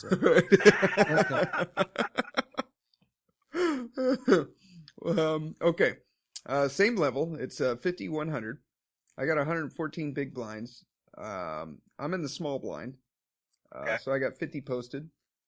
There's one limper under the gun +1, and then the button limps. And then would you complete here in the small blind with 8-10 offsuit? I would complete with any 2. Okay. All right. I do that. The big blind checks, and we go to a flop. With 10-8 offsuit, I've got the 8 of diamonds, the 10 of clubs, and the flop is the 8 of clubs, 10 of diamonds, 7 of clubs.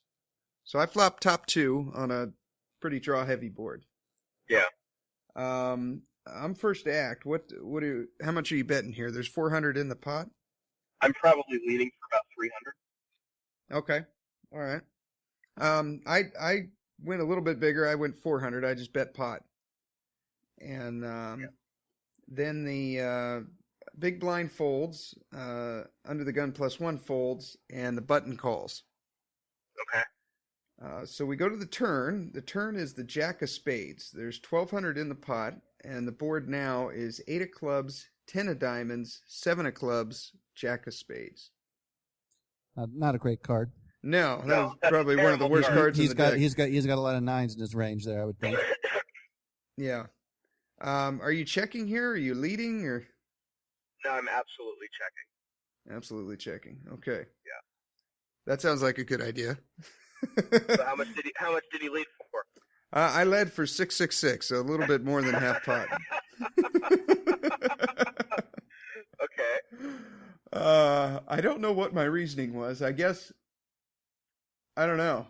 I'm not sure what I was thinking. I will say with the bet, if you get raised, I think you can. God, I hate everything about the spot, but if you get raised, I think as long as he raises like a decent amount, like 1,600, 1,700, I think you can honestly just fold because it's really hard to get value on the river, and you're gonna have to. A lot of times I'll just fold there because I know I'm going to talk myself into calling the river too. Okay. So you lead for 600. Now let's say you check, and then he bets like half pot. He bets like what I did. What do you do in that spot? Do you call or? I'm going to call and take one off. You can fill up. Again, it's hard to get paid, but you can fill up. One problem is you're going to run into. I think a lot of times there are some like combo hands like Jack 10 or Jack 8, which if you end up hitting the money card, it can really screw you. I would have check called and prayed he shut down on the end. Okay. But if he didn't shut down on the end, I would probably. I mean, if he's betting like with the pot the size it is, he's probably going to bet 14, 15 blinds. I'm probably just folding. Okay. And saying chalk it up to whatever. It's a small pot. Yeah. I'm never wanting to play a big pot in this spot ever. Even on that flop, I'm never, had he raised you on the flop, I'm probably just calling and then making a decision on the turn. Okay. Would you ever consider check raising the turn to get him to fold better 2-pair? I mean, if those are few of the hands in his range. No, No, I would honestly never consider that because it's such a small part of his range. But if you're gonna check call the turn and maybe check call the river too, you might be even cheaper to check raise here and just not put another nickel in. Just throwing that out there. Yeah, but then I don't know. I tend to take when I'm that deep in the tournament and that early, I tend to try and take the smaller variance play. Okay. I think it's an unnecessary risk. I really do. Okay. Well, I hope for your sake he raises here to get you to make it easy for you to get away from this. Oh, he does raise, yes. Okay. He raises to 1555, and this is probably where I should have folded, but I didn't. I called, and as I was calling, I was like, "Am I ever good here? Does he ever not have a 9?" The answer is yes, but the answer is it's going to cost you way too much to find out. Yeah. Okay. All right. Yeah, I call. I end up filling up on the river. I spiked a 10. And then, so at this point, I'm pretty damn sure I'm good, unless he's got like Jack 10. And I lead out I take that back. I check the river, being pretty sure he has a 9. He leads out for like a third pot, and then I jam, and he snap called. And, with the straight? Yeah, he had a 9. Yeah. I like you. I'm surprised you even bet the river there, actually. I like you leading on the river there. Make sure you get some value if he's got a straight. Yeah, I agree with that. A lot of people will make that mistake where they will, they'll draw against what's probably the best hand, and then they'll get there, and then they'll get cute. Oh, now I'm going to trap them. Okay. So many people lose value in that spot where it's just like, yeah, absolutely. Don't get greedy. I mean, you happen maybe in a $30 tournament, that's fine. Where you're leading, where the guy's always going to bet a 9 and stack off with a 9. I don't.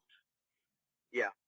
And he's probably he's going to call a bet there too, even if he knows you're good. Just out of you're going to get a lot of spike calls there. You know what I mean? Okay. What should I have led for on the river there? You think I would bet big. I would bet 2,600 or 2/3 pot probably. Yep. I don't mind that. I tend to go 1,800 because I always want to get paid, but 26 is fine too. I mean, you're getting a fold from a jack usually, and you're getting a call from a 9. So really, his calling range is like insanely polarized. That 26 is fine because again, guys aren't folding straights, especially that deep. You're leaving them with plenty of chips. Yeah. I mean, 26 is fine. It really doesn't matter. You're either getting paid by a 9 or you're getting folded unless he wants to find the hero call with the jack queen or something. Okay. Which people do. Okay. Okay. So, yeah. Right on. So basically you did everything wrong 2 hands, Steve, and lucked your way into a lot of chips is what we've come to the conclusion here. Pretty much, yeah. That's where I ended up.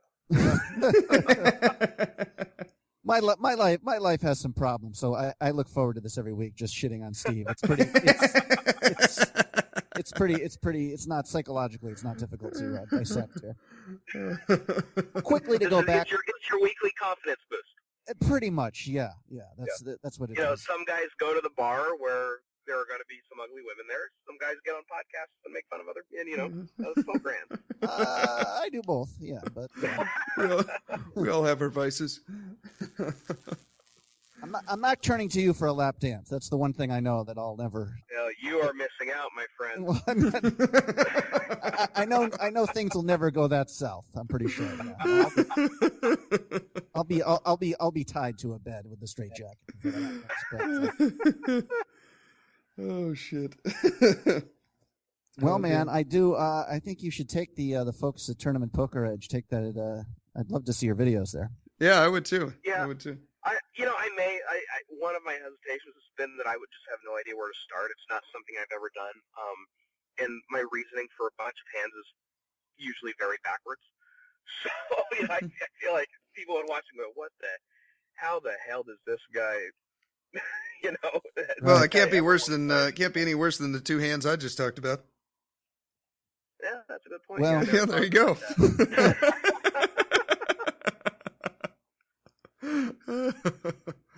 Oh man, I got one more quick one if you're up for it. Yeah, go for it. Okay. Later on in the tournament, are you actually have the blindfold on at this point? I'm just wondering, strategically. I'm still driving, so that's really scary. No, I'm saying Steve in the tournament here should probably actually have the blindfold on at this point. If he's just put the little Post-it note over my cards and just play. Just lean over and sniff the computer like a mouse to try to and then figure it out. Well, okay, I'm just kidding, Steve. Yeah, why not? I'm under the gun +1. Blind levels are 350, 700 with a must be a 75 ante. So the pot before it gets to me is 1600, and so it's 350, 700. I'm in the under the gun +1. It folds to me, and I've got pocket tens. What's your sizing on this? How deep are you? How many big blinds? I've got 55 big blinds. Okay, and did you say somebody had opened before you, or is it folded to you? No, it's folded to me. I'm under the gun +1. Under the gun folds, and then it's on me. What's the average stack size right now? Like 25 big blinds or something? We're like late stages here, right? Or no? Let's see. There's actually no. It probably wouldn't be that shallow yet. No, actually, 14 bigs, 10, 18, 12, 26, 30, and 14. So I'm the big stack. Yeah, I mean, I'm always min raising there. I min raise my whole range. Okay. Okay. If for no other reason than laziness, but I min raise my whole range. Okay. I make it 1555, so like 2.2. Okay. It folds around to the small blind, who has 26 bigs, and he makes it 4,500. So he basically 3x'd my UTG +1 open. And the big blind folds, and now it's on me. The problem is it's always like when they 3x it. I don't know. To me, whenever they 3x it, I always think of it as like a scared good hand, like an ace king where I don't want to see the flop because I'm afraid of missing, or at jacks because I don't want to see the flop because I'm afraid of an overcard coming. A lot of times in that spot, and again, this is probably one of those things where I kind of think backwards. I will flat, not necessarily to set mine, but because I always try and put them on the hand that doesn't get there. So, like, if let's say the flop comes ace queen 3, I'm always like, well, if they have jacks, they're gonna see bet and fold. It's a way to pick up some chips. If you're right, and if you're wrong, you're not gonna lose your whole stack. Jamming there is weird because you're flipping at best. I honestly don't mind any of the three options. I really don't. As long as your plan when you flat isn't just okay, if I hit a 10, I get it in. If I don't, I fold. I think you have to have a plan. And again, the blinds are you're fairly shallow, so this has to be a play where you're going to make it no matter what the flop is. Your problem comes if the flop is like 7-3 deuce and then he c-bets. Yeah. Then you've got an issue. Are you raising there, calling it off, or probably just flatting and hoping the turn scares him, kind of thing? Like maybe he's got queens and an ace on the turn, and then if he checks to you, you kind of Yeah, I mean, in that spot when they check, I'm basically always barreling unless I have it usually. Because let's say I had sevens and that was the flop, which that's definitely not out of the realm of possibility for me doing. I'm almost always checking back that turn, and I'm going to use that play against you in the 500 next week. But but I always like to pretend that I'm scared of the scatter card also when I actually have it. I guess he's too shallow. You can't 4-bet fold there, right? You made it too big. You made it 6 big blinds. You can't click back and make it. No, you just that's not an option. You'd be getting an insane price if he shoved. Yeah. Yeah. Pre-flop. Yeah. If he's somebody who's been really aggressive, I think you can go ahead and just. I honestly don't mind blasting because sometimes they'll fold jacks. sometimes they'll fold it. A lot of times they'll fold ace queen in that spot. In defense of the HUD here, this would be one of those where I would arbitrarily just look at the number and be like, well, if he's 4% 3-bet or under, you're exactly right. And I'm folding. You know what I mean? But yep. if he's 8% or more, I'm shoving because I think he's got ace jacks in his range and pocket nines and all sorts of other stuff. So. Yep, exactly. And this is one of those spots where, there are times where I'll be playing in a spot like that, and I'll be like, God, I wish I used the HUD right now. And some of those times I'll go back and look through the hand histories and kind of see what he's been doing. If his chip stack has been a very steady decline, okay, I can go ahead and safely fold then. But yeah, no, that's a really weird spot. I struggle with that spot. I struggle with that exact spot a lot of the time. Okay. Are you ever folding? I think a fold is a definite option there. Yeah, no, when you get all the chips. I mean, it's Okay. Yeah, because it is a trouble spot, and when you have all the chips, you don't want to be. A lot of people say, "Oh, I have all the chips, mash, mash, mash," and to me, when you get all the chips, don't fuck it up. Yeah. Yeah. And that's something I struggled with for many years, for a long time. When you have all the chips, it doesn't mean you have to win the tournament that level. Yeah. It just means you have to, try and maintain a chip position, because people will give them away and people will let them bully you too. I'm taking my headphones off right now. I'm wincing in pain. All the memories of me trying to, steamroll a tournament with 20 players left in the chip. That always fucking works well. Yeah, and I feel like because I hadn't necessarily learned that enough, about a year and a half ago, it cost me a bracelet. At a final table I was at the World Series in Pot Limit Hold'em, where, I was the heavy chip leader coming in, and I got, I think, 6, because I tried to run over the table, and there's just no need to. Even at a final table like that, there's no need to, because people, God, especially on a big stage, because guess what? People are either going for the massive bluff on a big stage, and you can pick them off, or they're so scared shitless that you can just run them over. Right. So to be 4-bet shoving in marginal spots there is just, it'll kill you. In a $33 tournament, I tend to lean toward people are basically playing their cards a lot of the time. I don't mind a fold. I think a shove is iffy, because every time I shove in that spot, I seem to be behind. Okay. Yeah. Yeah.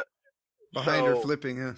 Yeah. So it's just like, it's one of those things where you wish you had 18 big blinds. You'd be like, okay, fuck it, it's only a third of my stack. Yeah. But 26 is, that's a lot of chips.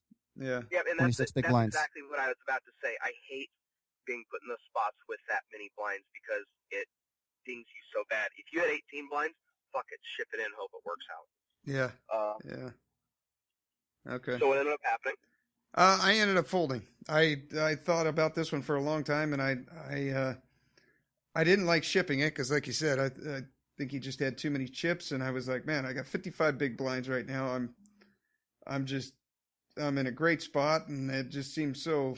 And another thing that made me do it too was he's doing it out of the small blind, so he knows that I've got position for the rest of the hand, and he's still doing it. And I don't know. With jacks there, I would have definitely played. With nines, I think it would have been an easy fold, but tens were just in that weird spot. And that's the cutoff, probably.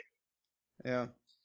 But I would have instantly 3-bet his next open, just out of resentment over having to fold tens. That's my in-game thought. Is always like, mental notes. And then you always then you always get 4-bet, and you're like, God, it just keeps compounding itself, doesn't it? That's what always happens to me, anyways. Every time I'm like, this time I'm gonna 3-bet this guy, and next thing I know, I'm playing a pot with ace-6 for all my chips. And then you take open the big blind with what'd you have, deuces, and I think Mike had 3-4 spades or something. You flopped a set. He might not know this hand. We discussed this hand in detail a few weeks ago. This was I think the super high roller. This might have been the one you won, where basically I decided I was going to float and rep a flush with nothing with a gutter ball if the flush came. Oh, and I just like never full. And there you was some scare card on the end, right? Yeah, no, the flush came on the river, and I snap shoved. I had checked called 2 streets, and then I snap shoved the river. I shoved the river immediately, and you snap called, and I even put a little, no courtesy tank there or something, But yeah, I'm sure you said ahead of time. There's nothing, there's nothing I'm folding to here. But you were the wrong villain to pull that move. I remember the last time I tried that move. I remember the exact term of the last time I tried that exact move. It was the 10KW coup about 2 years ago. I was the chip leader with about 5 minutes left in the day, and I tried that exact move on a busted straight flush draw, and another draw got there on the end, and I jammed it, and he snap calls me the set of 5s, and I ended up going into day 2. When we got to day 2, we were 1 from the money in a 10K online tournament.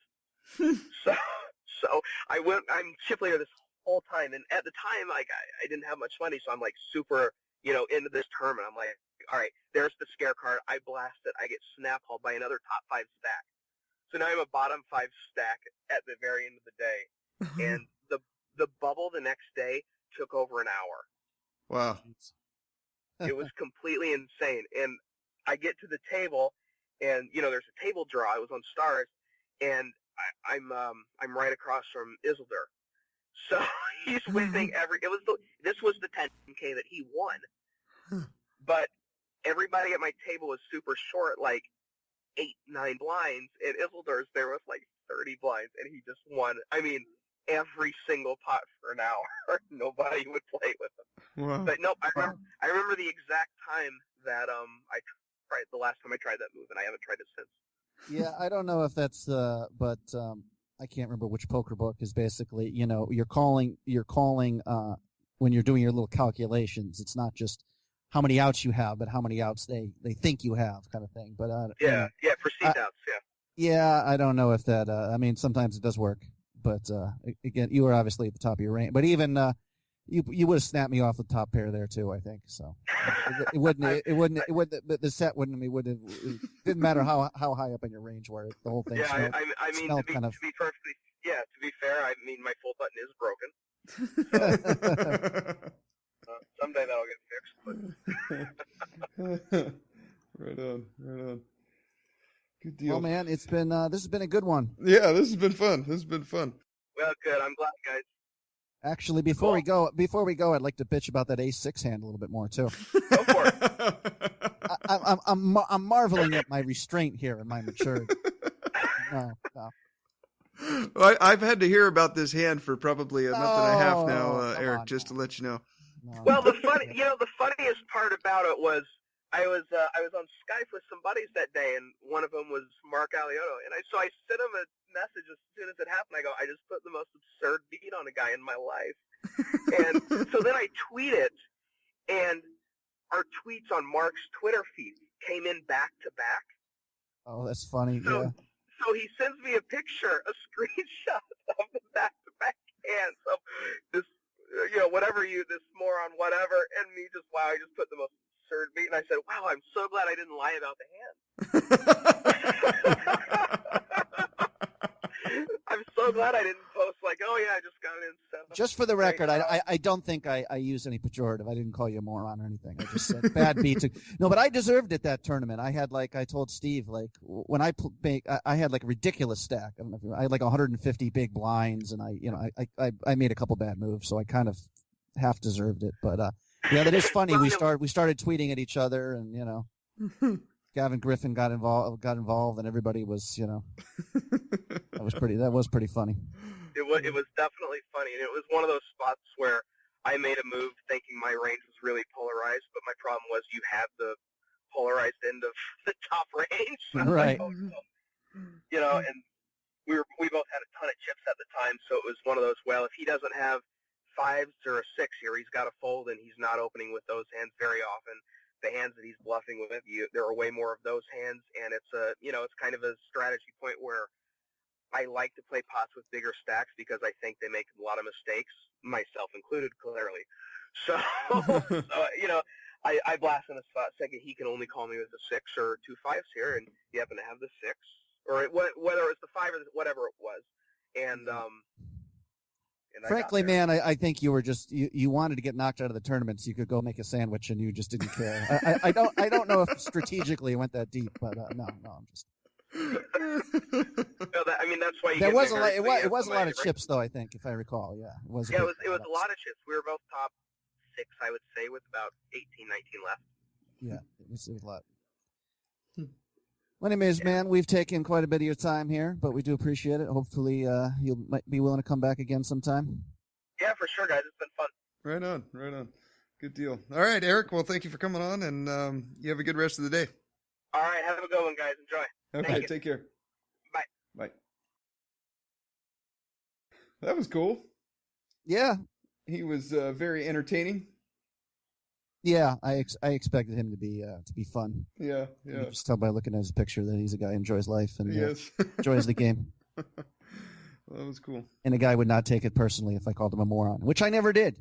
By the way, anyone who's listening to me on my poker sob stories, even the bad beat stories, usually involve my own. Usually dramatizing my own ignorance in some respect. But anyways, yeah, it's interesting, man. He's he's been around for a while and succeeded. And another guy who's got a blueprint for how to succeed at living in America too. So. Yeah.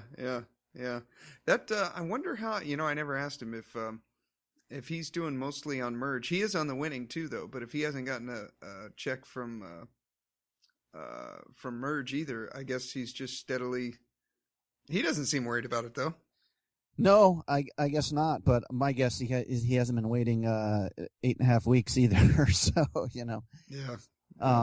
Yeah, and it's funny we got another Elliot Rowe reference for anybody out there. One of our earlier guests to certainly download his freebie that he has there on his site. Yeah. And I know you bought a couple of the other ones though, but pokermindcoach.com. You can get a free tilt buster hypnosis tape. It lasts, I think, 6 or 7 minutes, and you can listen to it while you're on break or whatever from a tournament. And then he's got a couple other ones there. He's got hypnosis tapes before you play online cash, before you play online tournaments, before you play live cash, before you play live tournaments. So he's got a whole bunch of them up there, and I listen to them every session before I grind. They work, so I recommend that. Speaking of grinding, I might fire up my computer. Right on. Not a desire to play poker or money, but just I had a desire not to. No. Hopefully, I'm going to keep chugging along at Bovada here, and hopefully start making some money there, Steve. Good deal. I got to go down to the airport and pick my wife up. She gets in at midnight tonight, and then I got to work tomorrow. It's going to be a long day for Stevie. Right. Okay. Well, there's lots of nap time available to you firemen. Yes. Yes. That we know. Right on. Okay, brother. Well, I will talk to you soon. All right. You take care. Good luck at the tables. Okay, you too. Bye. We can take a trip to the moon. I can turn invisible. I'm gonna sneak out, steal the whole diamond for you. Thank you for tuning in. You can contact us on Twitter at HUP Podcast. Check out our blog, headsuppokerpodcast.blogspot.com. Facebook, Heads Up Poker Podcast. And you can email us with any questions, suggestions, feedback, any hands you want us to review on air. Headsuppokerpodcast@gmail.com. We love getting your feedback, and we love to hear it. You have a great week. And now, your motivational speech for the week. You heard me tell the story with the lion and gazelle. You still stuck. You're a gazelle. You are a gazelle. You need something to motivate you. What happens to the gazelle when the lion ain't chasing him? What happens is nothing. He stops running. Why? Because he always needs something external to motivate him. There are a lot of people, you're not successful in life, not because you ain't got talent, not because you ain't got skills, but your character ain't right. And I've told you this before, that if you're not careful, your talent will take you places that your character can't keep you. So what's your motive? The reason why you can't get up at 4 o'clock in the morning, the reason why when I say get up at 6, you're looking at me like I'm crazy, is because you don't have that thing that's driving you, that's pushing you to say no to the alarm clock and wake up, no to the snooze button. When you get that extra assignment, that extra lap, the reason why you can't do it is because you don't have the right to that motive that's pushing the action. What's your why? Somebody came up to me. They said, E.T., man, I'm tired. I put in the work, E.T., I'm not seeing the results. I did what you told me to do. I read the book you told me to read. I put in the hours you told me to put in. I'm doing it, and I'm not seeing anything. Listen to me closely.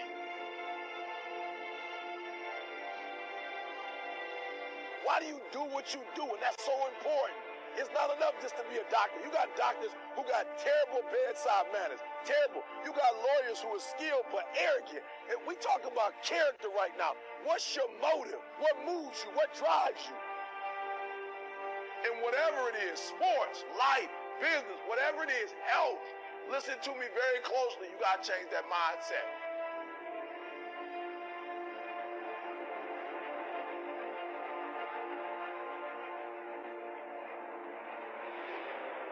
Even in your action, while your action is good, you got to ask what drives it, what guides it, what moves it, what's the spirit behind it, what's the reason behind it, what's the purpose behind it.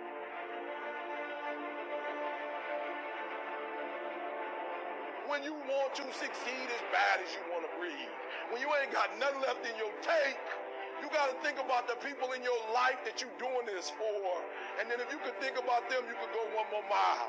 You could go one more day at work. You can find a scholarship. Listen to me, when you're doing it for somebody else, when you like that lion, if I don't grind, if we don't grind, if I don't grind, they don't eat. This is it. I can't. I wish I could back off, but it's warm water. I wish I could tell you something else. I wish I could tell you you're tired, go take a break. I wish I could tell you tired, rest for a year. I wish I could tell you that it's going to get easier. I wish I could tell you it's going to get easier. I wish I could tell you that if you just keep going, it's going to get lighter. The weight is going to get lighter. I wish I could tell you that, but that's not the truth. The truth is you got to find something within. You gotta find something within, and that's gotta push you, and that's gotta elevate you, and that's gotta drive you, and that's gotta move you. And when you find out what your why is, and your why gotta be deeper than you, when you find your why, you don't hit snooze no more. When you find your why, you find a way to make it happen.